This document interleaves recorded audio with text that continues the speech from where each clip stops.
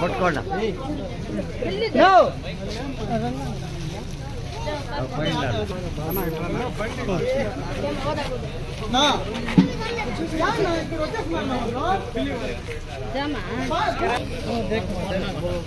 अरे कट कर लो। अरे देख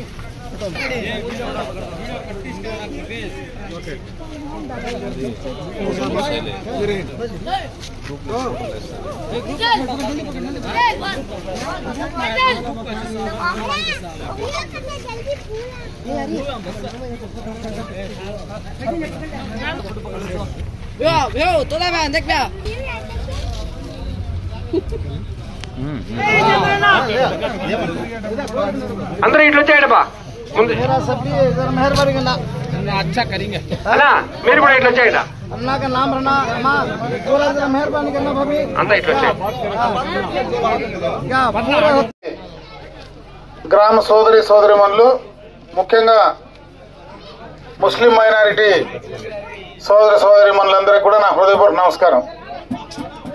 ఈరోజు ఎన్నికల ప్రచార కార్యక్రమంలో భాగంగా ఇక్కడికి రావడం, మీరందరూ కూడా ఈ గ్రామంలో ఇంత పెద్ద ఎత్తున ఆహ్వానం పలికినటువంటి ప్రతి ఒక్కరికి కూడా మనస్ఫూర్తిగా కృతజ్ఞతలు తెలియజేసుకుంటున్నా. ముఖ్యంగా 2-3 విషయాలు ఈ సందర్భంగా మీ దృష్టికి తేవాల్సినటువంటి అవసరం ఉంది. ఇప్పుడే రూల్ అబ్బాయి గారు 2 మాటలు మాట్లాడారు. ఈరోజు వైఎస్ఆర్ కాంగ్రెస్ పార్టీ నాయకులు తెలుగుదేశం పార్టీ ఎన్డీఏలో కలిసింది, దానివల్ల ముస్లింలకు నష్టం జరుగుతుందనేటువంటి ప్రచారాన్ని ఈరోజు సోషల్ మీడియాలో కానీ రకరకాలుగా దానికి సంబంధించి మాట్లాడుతూ ఉన్నారు. ఏమైంది? ఈరోజు కొత్తగా తెలుగుదేశం పార్టీ ఎన్డీఏలో కలవాల. 1999లోనే ఆనాడే ఎన్డీఏతో కలిసి పోటీ చేసి ముఖ్యమంత్రిగా చంద్రబాబు నాయుడు గారు ఈ రాష్ట్రానికి, ఉమ్మడి రాష్ట్రానికి ముఖ్యమంత్రిగా కావడం జరిగింది. ఆ రోజు ఎప్పుడూ కానీ ముస్లిం మైనారిటీలకు ఎక్కడా కూడా నష్టం జరగల. ఆ రోజు గుజరాత్ లో అల్లర్లు జరిగితే ఆంధ్ర రాష్ట్ర ముఖ్యమంత్రి చంద్రబాబు నాయుడు గారే ఆ రోజు గుజరాత్ ముఖ్యమంత్రిగా ఉన్నటువంటి మోడీ గారిని నిలదీసినటువంటి సందర్భాన్ని ఒకసారి గుర్తు చేస్తా ఉన్నా. అదే కాకుండా ఆ రోజు ఈద్గాలకు, దర్గాలకు, మసీదులకు, షాదీ మహల్కు మొట్టమొదటగా శ్రీకారం చుట్టింది ఆ రోజు ఎన్డీఏతో కలిసి పోటీ చేసినటువంటి తెలుగుదేశం పార్టీ ప్రభుత్వం అని చెప్పి సందర్భంగా మీ దృష్టికి తెస్తా ఉన్నా. అదే కాదు, ఆ తర్వాత 2014లో కూడా ఎన్డీఏతో కలిసి పోటీ చేశాం. ఆ రోజు మోడీ గారు ప్రధానమంత్రిగా ఉన్నారు, ఇక్కడ రాష్ట్రంలో చంద్రబాబు నాయుడు గారు ముఖ్యమంత్రిగా ఉన్నారు. కేంద్రం నుంచి రావాల్సినటువంటి చాలా కార్యక్రమాలు ఈ ప్రభుత్వంలో కూడా ముస్లింలకు ప్రత్యేకంగా తీసుకున్నటువంటి కార్యక్రమాల్ని ఒకసారి మీకు గుర్తు చేస్తా ఉన్నా. ఈ రోజు రంజాన్ తోఫా గత 2014-19 ఎప్పుడే ఇచ్చాం. ఈ రోజు దుల్హన్ పథకం గత ప్రభుత్వంలోనే ఆడబిడ్డలకు పెళ్లి చేస్తే ముస్లిం మైనారిటీలో కూడా బీసీలతో సమానంగా దుల్హన్ పథకాన్ని అందివ్వడం జరిగింది. పేద ముస్లిం కుటుంబాల్లో చదువుకున్నటువంటి విద్యార్థులకు బయట దేశాల్లో విదేశాలకు పోయి చదువుకోవాలంటే వాళ్లకు విదేశీ విద్యా పథకాన్ని తీసుకొచ్చింది కూడా ఆనాడు తెలుగుదేశం పార్టీ ప్రభుత్వమే. అదే కాదు, ఈద్గాలకు, దర్గాలకు, మసీదులకు, కబ్రస్థాన్లకు ఆ రోజు డబ్బులు ఇచ్చింది కూడా మొట్టమొదటగా తెలుగుదేశం పార్టీ ప్రభుత్వమే అని చెప్పి సందర్భంగా మీ దృష్టికి తెస్తా ఉన్నా. ఆ రోజు పేద ముస్లింలందరికీ ఉపాధి కోసం స్టేట్ ముస్లిం మైనారిటీ కార్పొరేషన్ ద్వారా ఆర్థిక సహాయం అందించింది కూడా తెలుగుదేశం పార్టీ ప్రభుత్వమే.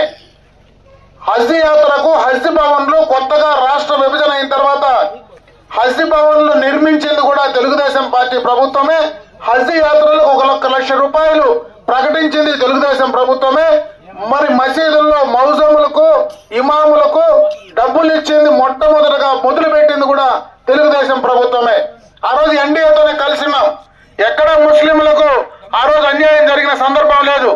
రాష్ట్ర ప్రయోజనాలను దృష్టిలో పెట్టుకొని ఈ రాష్ట్రానికి ప్రత్యేక హోదా ఇవ్వడం లేదనేటువంటి ఆలోచనతో ఆనాడు కేంద్ర ప్రభుత్వాన్ని మోడీని ఢిల్లీ నడిబొడ్డులో నిలదీసింది కూడా చంద్రబాబు నాయుడు గారే, తెలుగుదేశం ప్రభుత్వమే అని చెప్పి ఈ సందర్భంగా మీకు గుర్తు చేస్తా ఉన్నా. ఇంకొక పక్క ఇంకో ప్రచారం చేస్తా ఉన్నారు. ఎన్ఆర్సీ సిఐఏ ఆ బిల్లులకు మోడీ గారు బీజేపీ పార్టీ కేంద్ర ప్రభుత్వం చేసింది. ఈరోజు ఎన్డీఏలో కలిసి వాళ్ళు పోటీ చేస్తున్నారు కాబట్టి మా ముస్లింలకు ఏదో అన్యాయం జరుగుతుందనేటువంటి మాట మాట్లాడుతూ ఉన్నారు. నేను అడుగుతా ఉన్నా, ఈ రాష్ట్రంలో కేంద్రంలో ఆ రోజు జగన్మోహన్ రెడ్డి నాకు 25కి 25 పార్లమెంట్ స్థానాలు గెలిపించండి, నేను కేంద్రాన్ని మెడలు వంచి ఈ రోజు రాష్ట్రానికి కావాల్సిన సాధించుకొస్తానన్నాడు. 22 మంది పార్లమెంటు లోక్సభ సభ్యులు, 5 మంది రాజ్యసభ సభ్యులను ఆ రోజు ఇస్తే ఈ రోజు కేంద్రంలో ఆయన సాధించింది ఏంటంటే ఆ సిఏఐ ఎన్ఆర్సీ బిల్లులకు కేంద్రంలో పార్లమెంట్ లో మద్దతు పలికింది. మన పక్కన ఉన్నటువంటి మిథున్ రెడ్డి ఎంపీ, విజయసాయి రెడ్డి ఎంపీ వాళ్ళిద్దరూ మద్దతు పలికి కూడా ఈ రోజు తప్పుడు ప్రచారాన్ని చేస్తా ఉన్నారని చెప్పి సందర్భంగా కూడా మీ దృష్టికి తెస్తా ఉన్నా. కేంద్రం నుంచి మనకు రావాల్సినటువంటి నిధులు గాని అవన్నీ కూడా తీసుకురావడానికి ఈ రోజు ఎన్డీఏతో కూడా కలిసి మనం ముందుకు వెళ్ళబోతా ఉన్నాం.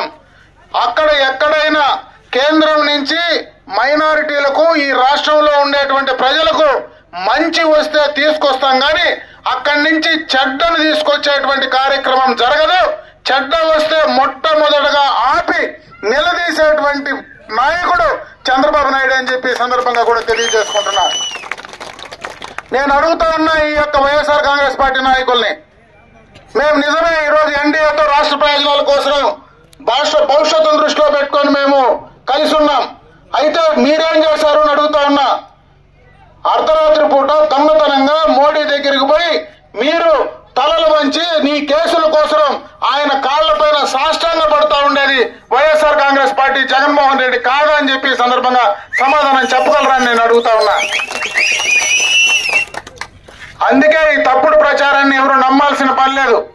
ముస్లింల మనోభావాలకి, ముస్లింల మత విశ్వాసాలకి ఎక్కడ ఇబ్బంది జరిగినా మీకు అండగా నిలబడడానికి తెలుగుదేశం పార్టీ చంద్రబాబు నాయుడు గారు ముందుంటారు.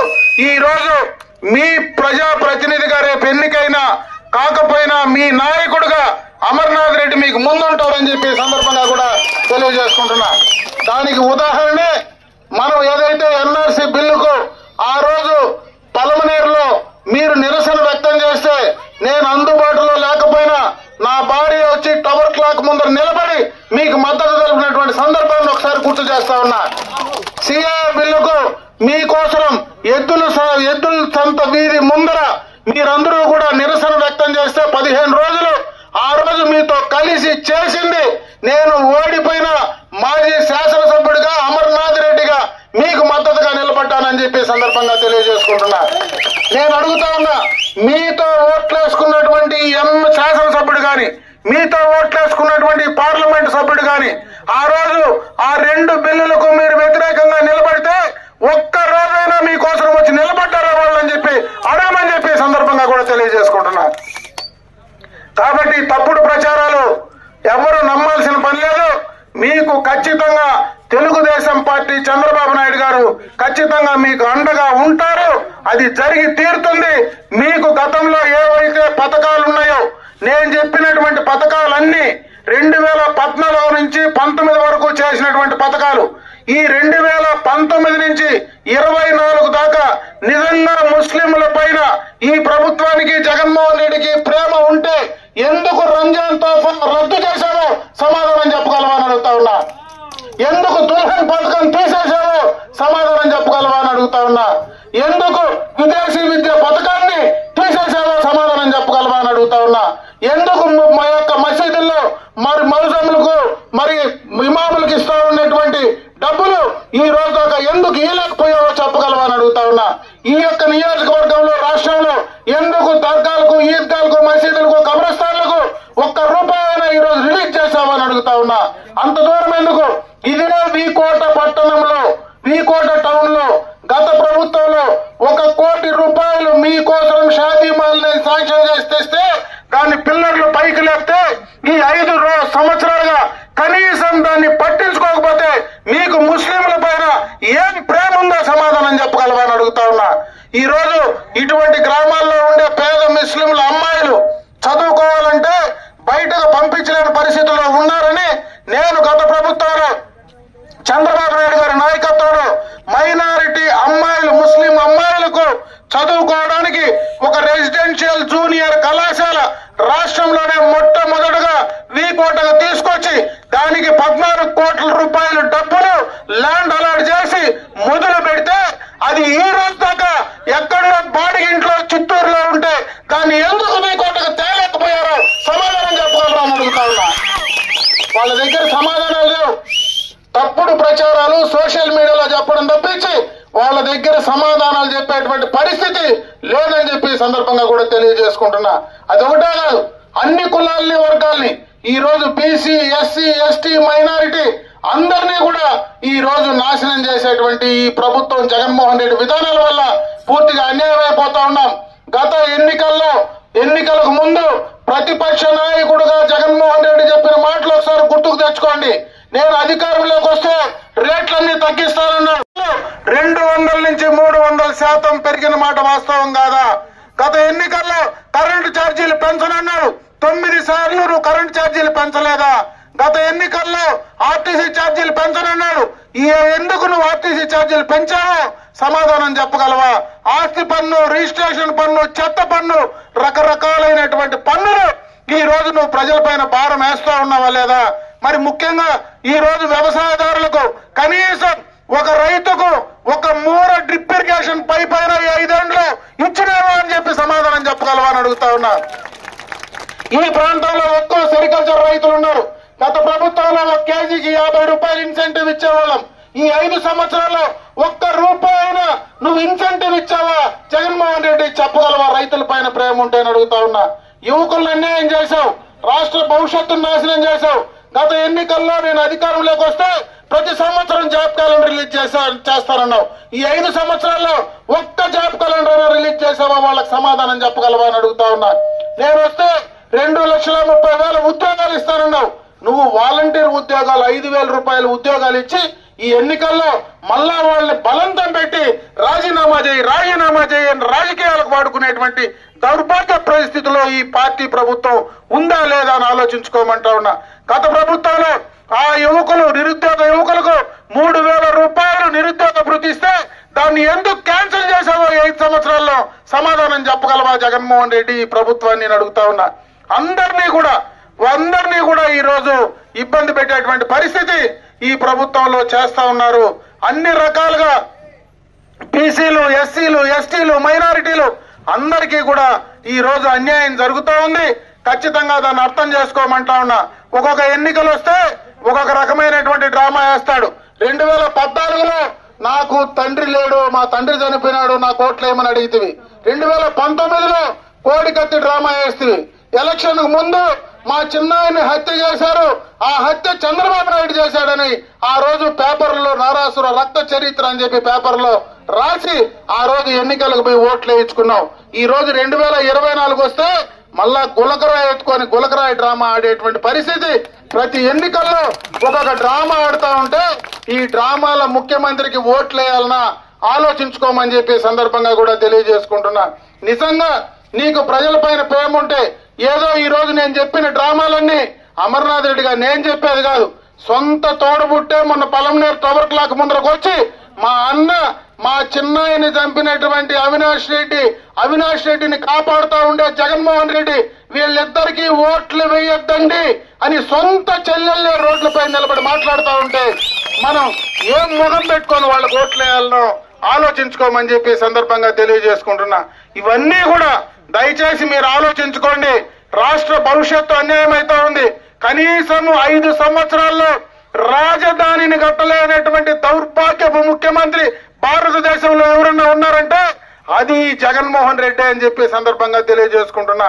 ఒక రాజధాని కట్టేదానికి యోగ్యత లేక నేను మూడు కడతానని చెప్పి మనకు మూడు నామాలు పెట్టే పరిస్థితి ఈయన దగ్గర ఉందా లేదా ఆలోచించుకోమని చెప్తా ఉన్నా. పోలవరాన్ని గాలి కుదిరారు మొన్ననే, ఎందుకంటే మందే ఇక్కడ బార్డరు. పోలవరం కంప్లీట్ అయింటే మనకు బ్రహ్మాండంగా కూడా హంద్రీనేవాలో నీళ్లు వచ్చేటివి. గతంలో ఎన్నికలకు ముందే చంద్రబాబు నాయుడు గారు హంద్రీనేవాలో నీళ్లు దాదాపు మనకి ఇక్కడ పెద్దపరినపల్లి దగ్గర వీకోట దగ్గరికి తీసుకొచ్చాం. 5 సంవత్సరాలు కుంభకర్ణుడు మాదిరి నిద్రపోయి ఎలక్షన్లకు ముందు ఆ నీళ్లు మనకి ఇక్కడికి పెద్దపరినపల్లి దాటి మనకు రామకుప్పం దగ్గరికి తీసుకుపోయి అక్కడ గేట్లు ఒక రోజు ముఖ్యమంత్రి టెంకాయ కొట్టి మరుసటి రోజు గేట్లు కూడా ఎత్తుకొని పోతే నీకు ఏ రకమైనటువంటి ప్రేమ ఉందో ఈ ప్రజల పైన ఆలోచించుకోమంటా ఉన్నా. వీళ్ళే కాదు, ఆ పార్టీకి సంబంధించినటువంటి నాయకుల పని కూడా అదే. వేరే ఎవరు ఏం పని చేయకూడదు. కర్ణాటక మందమ్మలన్నా వాళ్ళు అమ్మాల్సిందే, ఇసుక తోలుకోవాలన్నా వాళ్ళు తోలుకోవాల్సిందే. కనీసం చెరువులో మన్ను మన ఇంట్లో గుణాతానికి తోలుకోవాలన్నా ఈ రోజు ఎవరైనా తోలుకునే పరిస్థితి ఉందా అని చెప్పి సందర్భంగా అడుగుతా ఉన్నా. అన్ని రకాలుగా ఒక భయానకమైనటువంటి వాతావరణాన్ని తీసుకొచ్చారు. ఇంకొక ప్రమాదమైనటువంటి కార్యక్రమాన్ని ఒకటి మొదలుపెట్టి